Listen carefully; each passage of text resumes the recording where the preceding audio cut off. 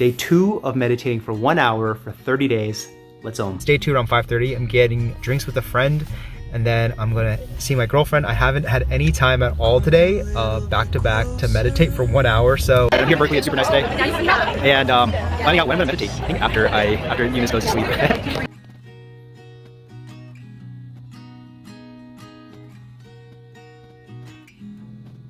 Just like children sleeping, we could dream this night. Big lesson for me today is discipline. So even though I didn't feel like it and I'm super tired, it's 1 a.m.